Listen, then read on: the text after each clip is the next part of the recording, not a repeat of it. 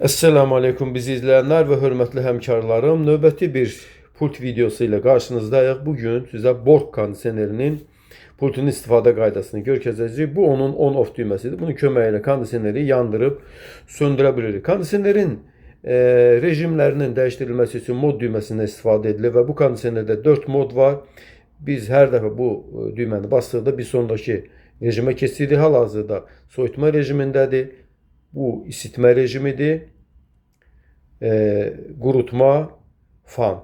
Və insanların əksəriyyəti əsasən kondisionerdən soyutma məqsədləri üçün istifadə etdiklərinə görə biz bu düyməni basırıq və soyutma rejiminə keçirik və bu rejimin izahından başlayırıq. Soyutma rejimində temperaturu 22-24 dərəcə arasında ayarlamanız məsləhət edilir. Elektrik enerjisinə qənaət etmək istəyənlər temperaturu 24 və yaxud daha yüksək temperaturla ayarlanmağa məsləhət görülür. 22 dərəcənin aşağısında bir temperaturdan istifadə etmək məsləhət deyildir. Çünki bu soyuq dəyməyə səbəb ola bilir. Burada demək fanın sürətini dəyişmək üçün bir düymə var. Bu aşağı sürətdir, yuxarı orta sürət və bir daha basdıqda yuxarı sürətə keçmişik. Deməli qeyd etmək istəyirik ki, kondisionerin sürəti dəyişdikcə onun verdiyi soyuğun miqdarı da artmaqdadır. Bu kondisionerin düymələri əlbəttə ki azdır, amma yəni burada nə varsa biz onu izah edirik. Bu temperaturu artırmaq üçün, bu azaltmaq üçün istifadə olunur. İndi isə deməli növbəti rejimə keçirik. Bu isitmə rejimidir. İsitmə rejimində temperaturu 26 dərəcənin üzərində ayarlayırıq. Çünki isti hava yüngül olduğuna görə yuxarıda yığılır və bu səbəbdən də kondisioner tez bir zamanda tezcə yanır, sönür və bu da bizə uyğun deyildir. Amma əgər elektrik enerjisinə qənaət etmək istəyirsinizsə, o zaman 26 dərəcə ayarlamaq daha uyğundur. Başqa kondisionerlərdə avto rejim olur, amma bu kondisionerdə nədənsə avto rejim yoxdur. Bu səbəbdən mən sizə yalnız burada orta sürətin seçilməyini məsləhət edə bilərəm. Bundan başqa demək, başqa rejimlər keçmək üçün yenidən bu düyməni basırıq və burada biz su damlaları işarəsi görürük. Bu kondisionerin deməli nəm alma rejimidir, yəni nəmin azaldılması rejimidir. Ən az istifadə olunan rejimlərdən biridir. Bir daha basırıq, demək ventilator rejiminə keçirik. Bu rejim də ən az istifadə olunan rejimlərdən biridir.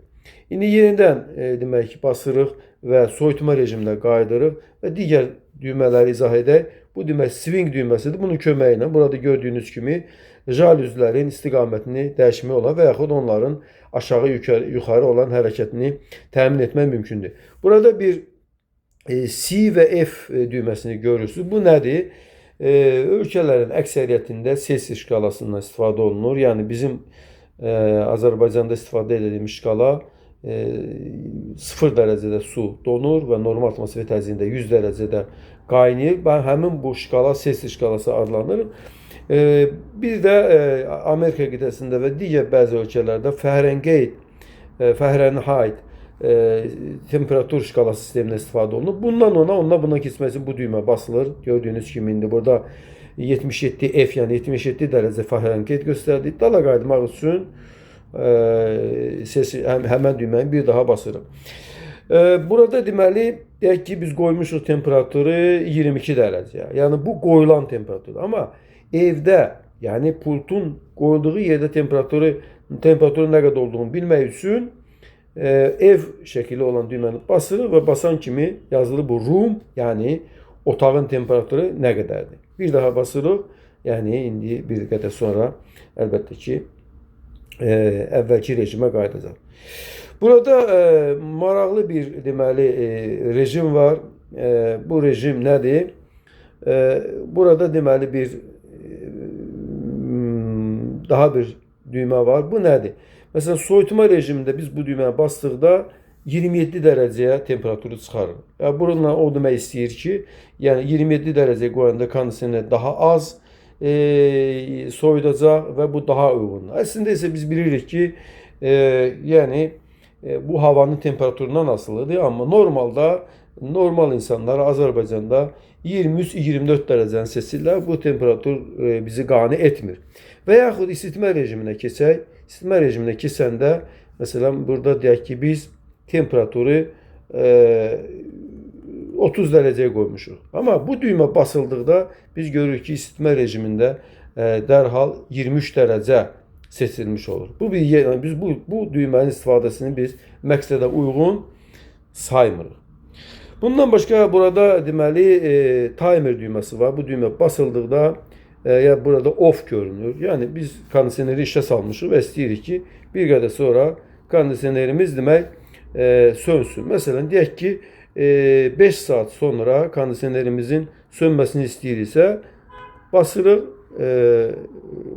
Daha doğrusu 5 saat sonra sönməsini istəyiriksə bu düyməni basırıq və 5 saat, 6 saatdan sonra burada demək timer off görünür və bir qədər yanıb söndükdən sonra təbii ki dayanır. Yəni bizim kondisionerimiz 6 saatdan sonra söndürüləcəkdir. Bu rejimdən çıxmaq üçün bu düyməni basırıq.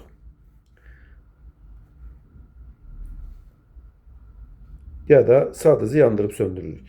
Bəli, bəzi vaxt isə biz məsələn işə gedirik, kondisioneri söndürürük. İstəyirik ki, məsələn, deyək ki, əvvəlcə kondisioneri ayarlamışıq. Məsələn, soyuq rejimində temperaturu qoymuşuq 23 dərəcəyə və kondisioneri söndürüb işə gedirik. Və istəyirik ki, kondisionerimiz deyək ki, səhər saat 8-ə gedirik, axşam saat 8-də qayıdacaq. Yəni 11 saatdan sonra kondisionerimizin işə düşməsini istəyirsə bu düyməni basırıq və burada 10 yazılır. Və bu düymələrin köməyi ilə burada saat timeri 11-ə ayarlayırıq. 11 saata. Bundan sonra bu timer bir neçə dəfə yanır, sönür və bundan sonra ekranda timer on rejiminin 11 saatdan sonra ayarlandığını biz görürük. Kondisionerimiz 11 saatdan sonra söndürüləcəkdir. Bu düyməni basıb buradan çıxırıq. Bizi axıra qədər izlədiyinizə görə biz sizə təşəkkürümüzü bildiririk. Əssalamu aleykum.